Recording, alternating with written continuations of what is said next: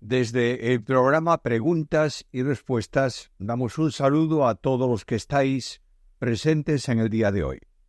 Comenzamos respondiendo la pregunta que viene de Tras las huellas de Jesús. Sé que ya ha contestado esta pregunta con respecto a la Biblia textual cuarta edición. Ahora me gustaría saber su opinión sobre la referencia al verso 16, capítulo 1 del Génesis, donde se traduce maldiciones en lugar de lumbrera.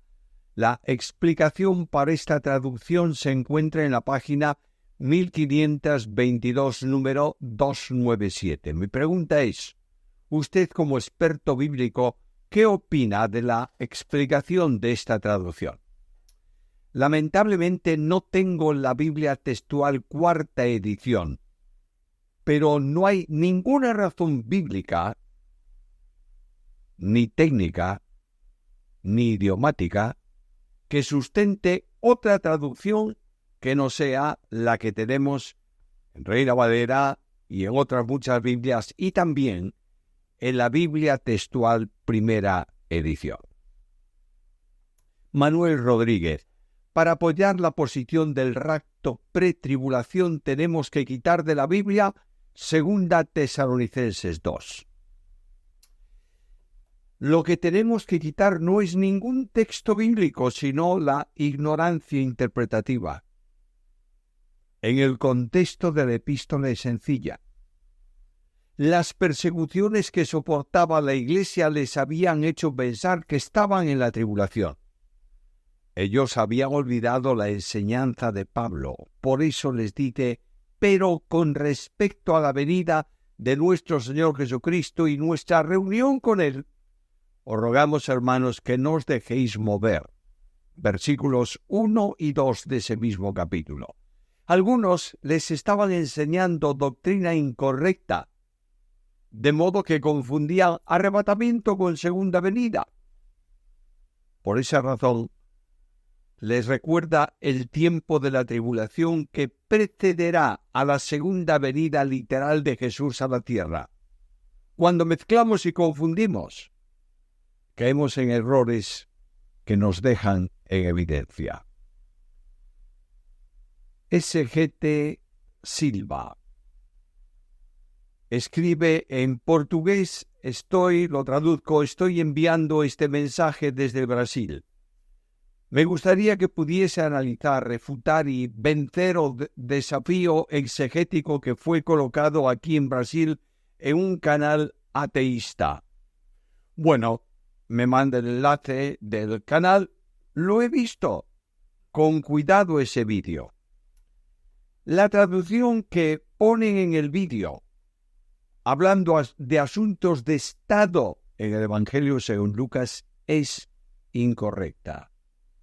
Porque el verbo griego significa colmar la medida, llevar a la plenitud, cumplirse plenamente, no lo que estos idólatras, porque adoran su ciencia, están diciendo.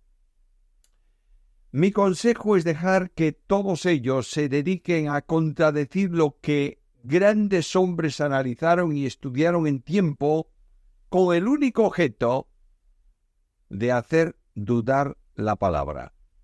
Ignorémoslos y tomemos traducciones que tenemos como firmes. Una sencilla pregunta reflexiva les haría a esta gente. Los padres de la Iglesia, Agustín de Hipona, Jerónimo, Casiodoro de Reina, Cipriano de Valera y los modernos traductores, ¿están equivocados al traducir el griego? No perdamos el tiempo, porque no hay peor mentiroso que el que engaña a otros conscientemente. Angélica, pastor, fuimos enseñados que hay 7 dispensaciones, la sexta en la cual vivimos ahora como la de la gracia.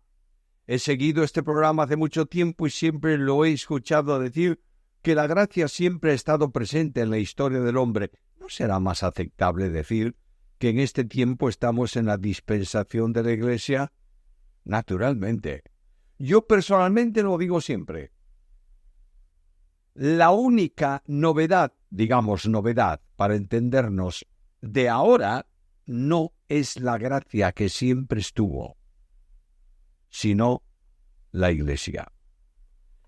Nuevamente, Angélica, ¿qué es primero, la regeneración o la justificación? Mira, tratar de poner por orden las bendiciones de la salvación es imposible. Lo que sabemos es que la fe da entrada a la justificación. Y no puede haber regeneración si no hay también justificación. Todos los elementos de la salvación, salvo la glorificación, comienzan juntos. ¿Cuándo? En el acto de creer. Emmanuel Jiménez Silva. He escuchado algo sobre las historias sumerias y me llamó la atención su antigüedad y sobre todo su parecido con algunas historias del Génesis como la de Noé. Supuestamente estas historias, yo no lo sé, son incluso más antiguas. Yo no me fío mucho de lo que dice. ¿Tiene alguna relación estas historias con las de Génesis? Hay muchos escritos antiquísimos que tienen semejanza con el Génesis y son el resultado del diablo para generar una religión mentirosa, contraria a Dios, llena de leyendas, de dioses, de mitos que no están en la Biblia, que sólo revela al Dios verdadero y su voluntad. Ángela Silva. Juan el Bautista, por regla general, tenía que ser sacerdote por medio de que su padre, el padre de Juan, era sacerdote. Por tanto, ¿por qué Juan no fue sacerdote? Porque Dios lo había escogido anticipadamente para que fuese el profeta que anunciase la venida del Mesías, y ese era realmente su ministerio. Nuevamente Ángela Silva, Romanos 10:17. Cuando Pablo dice que la fe de que está hablando el apóstol Pablo es una fe salvífica, o también se puede interpretar cuando un cristiano tiene una decadencia espiritual y por medio de oír la palabra de Dios puede fortalecer la fe. Se refiere a Romanos 10:17. El texto tiene que ver con el nacimiento de la fe en el hombre para que crea. Pero esa fe es la misma fe en el proceso de santificación, por tanto puede aplicarse también en este sentido. Ángel Fernández Vidal. ¿Qué significa para mí hoy el versículo 22 del capítulo 14 de Hechos? ¿Por qué tengo que sufrir para entrar en el reino de Dios? Mira, en ese versículo que dice que entraremos en el reino a través de sufrimiento o pasando por el sufrimiento, no está hablando de entrada por fe al reino cuando se cree, en donde Dios nos libra del poder de las tinieblas y nos traslada, como dice Colosenses 1:13, al reino de su Hijo, sino a la glorificación, que siempre es un camino de conflicto, porque en el mundo solo podemos esperar tribulación. Juan 16:33. Ángel Fernández Vidal. Según el Salmo 34:7, cada creyente tiene asignado un ángel que nos defiende. Primero, observa el texto y tendrás claro que no se trata de un ángel, sino del ángel de Jehová, que se refiere a la manifestación visible de la segunda persona divina. Pero ningún ángel, o mejor dicho, ningún ángel puede acampar él solo alrededor de todos los creyentes para defenderlos, si no es Dios. Josenito, ¿qué nivel de estudios académicos hay que tener para estudiar teología? ¿Con unos estudios mínimos se puede estudiar teología?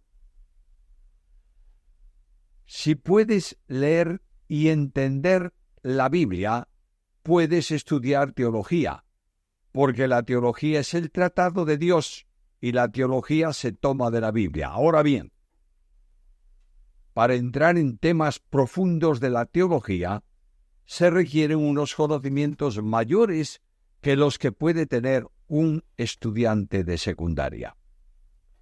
Familia Barroso Correa. Una persona que no cree al morir va al infierno y a la espera del juicio final, donde será echado al lago de fuego. ¿Esta persona ya está condenada y en tormento por no haber creído? Cuando llegue el juicio final, ¿será juzgada de nuevo? Lo pregunto porque algunos que apoyan el sueño del alma piensan que estos inconversos duermen en cuanto a sus almas y serán despertados junto con los justos para el día del juicio. Por favor, ¿puede ayudarme en este análisis? He dicho muchas veces que la idea del sueño después de la muerte es una enseñanza de sectas, pero no de la Biblia. ¿Dónde dice Jesús que despertó el rico y dónde despertó Lázaro? ¿Durmió hasta el juicio final? No. Murieron y despertaron. Uno en los tormentos, el rico, otro en el seno de Abraham, figura del cielo, Lázaro. La idea de un dormir para despertar en el juicio llamado final no está en la Biblia, porque en el juicio del trono blanco no van a comparecer creyentes, solamente incrédulos. José Villanueva, ¿cuál es la función de cada persona de la Trinidad en la salvación o qué papel juega cada una de ellas? La salvación es de Jehová. Dicho en una palabra más habitual, la salvación es de Dios. Cada una de las personas divinas están presentes en el proceso de salvación. A modo de ejemplo, el Padre envió a su Hijo, el Hijo vino enviado por el Padre, el Espíritu Santo sostuvo la obra del Hijo en la cruz. El Padre llama al pecador, el Hijo recibe al que es llamado y salva al que cree, el Espíritu Santo regenera y sella al que ha creído, constituyéndolo Hijo de Dios y propiedad suya. Por tanto, cada persona divina asume la parte establecida en el plan de redención, pero Dios, en tres personas, el único Dios verdadero, es el que salva. José Villanueva, ¿los santos del Antiguo Testamento estarán en las bodas del Cordero? Naturalmente. Son invitados a las bodas, como enseña la parábola de las 10 vírgenes. Daniel Guzmán Ovares.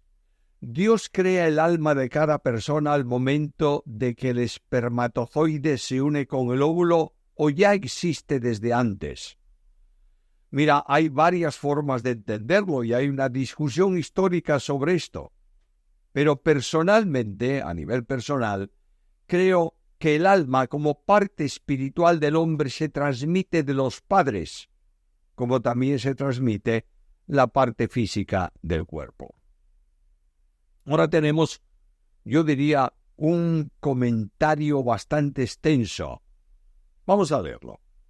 Quería preguntar sobre Marcos 9, 38, 40. ¿Cómo se interpreta este pasaje? ¿No debemos estar preocupados por aquellos que predican a Cristo?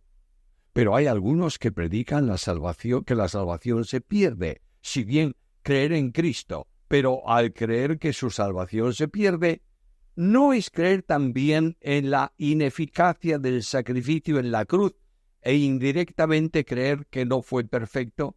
He conversado con un pastor que predica que después de recibir la salvación uno la puede rechazar, de esta manera perderla, y enseña a su congregación con el temor de que si uno se porta mal y sigue en el pecado, va a perder su salvación, o también alega que si uno se aleja del camino, va a perder su salvación, y veo a personas que viven con miedo de que si hacen alguna de estas cosas van al infierno y viven en continuo esfuerzo propio para mantenerse salvos. En lo personal creo que la seguridad de salvación es una doctrina fundamental que debe enseñarse a todo creyente nuevo en la fe cristiana, dado que al no enseñarse puede ser piedra de tropiezo a los nuevos creyentes en el sentido de confiar más en su propio esfuerzo que en lo que Cristo hizo en la cruz del Calvario. Perdón si ya ha respondido esta pregunta. Su canal es de mucha bendición para mi vida. Estimado hermano, en un par de meses estaremos estudiando en este canal, el viernes, la doctrina de la salvación, en donde vamos a tocar este tema. Mientras tanto, debemos afirmar que la salvación no puede perderse. Y cuando se enseña que puede perderse, los pobres creyentes no pierden la salvación, pero pierden el gozo de la salvación pensando que lo que han hecho los ha llevado nuevamente al fracaso espiritual y los sitúa en camino del infierno. Dios salva al creyente para siempre. Milla. ¿Es bíblica la guerra espiritual en la oración? ¿Encuentras eso en alguna parte de la Biblia? La Biblia no enseña tal cosa en ningún lugar. Los demonios están vencidos. Nosotros debemos orar pidiendo al Señor que no nos meta en la tentación y nos libre del maligno. Es una cosa, es decir, que el tentador no nos tiente y espiritualmente nos derribe. Todo lo que la Biblia no enseña no se debe hacer. Y mucho menos esa historia de la guerra espiritual. Y mucho menos guerra espiritual en oración. Dios no nos manda pelear con los demonios. Nos manda resistirlos con las armas que Él nos da. Oración y Biblia entre ellas. Elena Muñoz, ¿puede ampliar la explicación de Hebreos 5:7? Es ese versículo que dice que Jesús, en los días de su carne, con gran clamor y lágrimas oró y fue librado de la muerte, etcétera, etcétera. La oración de Getsemaní tiene que ver con la muerte espiritual por la que Cristo ruega al Padre que le libre de ella.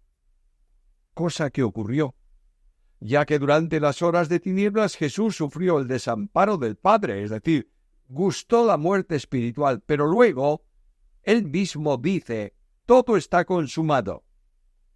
Y termina en oración diciendo, Padre, en tus manos encomiendo mi espíritu. El tema es complejo y requiere mucho mayor tiempo que el que tenemos para tratarlo y entenderlo bien. Cristian Doncel. En Juan 17, 9, 10, Jesús ora por todo el mundo. Podría explicarlo también con el contexto del capítulo. Amigo Cristian, ¿por quiénes ora Jesús en el versículo? Tal como está escrito. Él dice, yo ruego por ellos. ¿Quiénes? Los discípulos. Pero luego dice, no ruego por el mundo. Por tanto, no está haciéndolo. Después la oración se extiende a los salvos, los que me diste, entre los que estamos nosotros. Angélica Pérez Vázquez, tengo una duda acerca del rapto. ¿El creyente que sea arrebatado será tomado por su fe en Cristo Jesús o por sus obras? Le pregunto esto porque el ministerio al que pertenece mi congregación resume y declara que Dios ya te dio la salvación por fe, pero para ser arrebatado y no quedarte, debes realizar las obras de Cristo para alcanzar la estatura del varón perfecto. Esa no es buena interpretación. Eso no concuerda con la Biblia. Dios salva al pecador perdonándole todos los pecados. El Espíritu Santo nos ha convertido por su bautismo en miembros del cuerpo de Cristo. Y todos los miembros del cuerpo, la Iglesia, serán arrebatados juntos. Primera Tesalonicenses 4, 16, 17.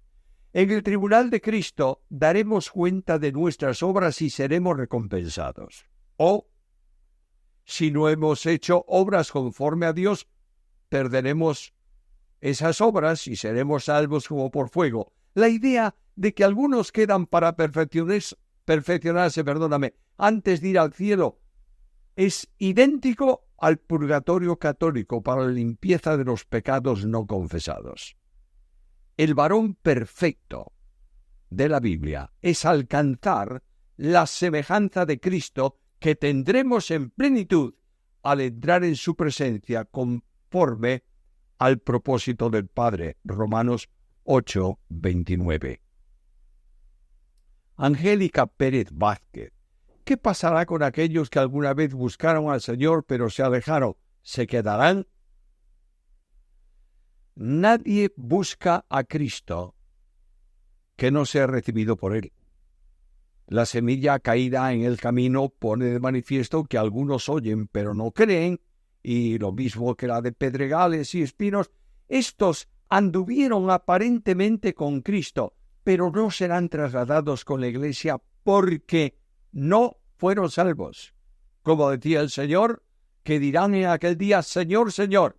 Y Él le responderá: nunca os conocí. Eran piadosos aparentes, pero no eran salvos. Isaac Jiménez Fernández. ¿Cómo podemos saber que los ángeles tienen morada en el cielo de las estrellas y no en el cielo? Cuando la Biblia habla de cielo, sobre todo en el Antiguo Testamento y también en los Evangelios, incluso en Hechos, habla de 3 cielos, para darnos una dimensión en conjunto de lo que eso significa. El primero es el cielo atmosférico. En ese cielo están hoy los demonios. El segundo es el cielo de las estrellas, donde Dios tiene moradas para sus ángeles santos. El tercero es el cielo donde Dios manifiesta su presencia de una forma especial en su trono de gloria, donde solo puede morar.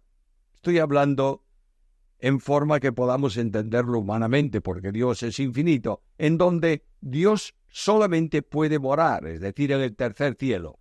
Todo esto hay que entenderlo como simbolismo que permite comprender lo que significa cielo en el conjunto de la Escritura. Edgar Martínez Cantú. Hay cierta corriente que dice que cuando los apóstoles hacen referencia a la palabra están hablando de Cristo impartido a la Iglesia, la palabra viva, y no se refiere a la Biblia, sino que toda la Escritura refiere o da testimonio de Cristo, la palabra viva. Por ejemplo, cuando la Escritura habla de la palabra como la espada del Espíritu, está hablando de Cristo en nosotros, no de la Biblia. ¿Es correcta la declaración? Primero, llamar palabra viva a Cristo es ignorar que palabra viva se refiere a la Biblia. La palabra, la ley, la Escritura, la Biblia, se refiere siempre a la revelación de Dios que actúa en la vida del creyente y que es el arma contra Satanás. No cabe duda que la revelación suprema de Dios se ha dado en Cristo. Manuel, cuando venga el arrebatamiento, 1 Tesalonicenses 4, 13, 18, cuando suene la trompeta, ¿los inconversos oirán la trompeta? Mira, la Biblia no dice nada de esto. Por tanto, no tengo ninguna contestación para tu pregunta. Llegamos con esto al final del programa de hoy. Pedimos al Señor una bendición especial para todos los que habéis estado presentes en este programa y dentro de poco tiempo estaremos con otro programa de preguntas y respuestas.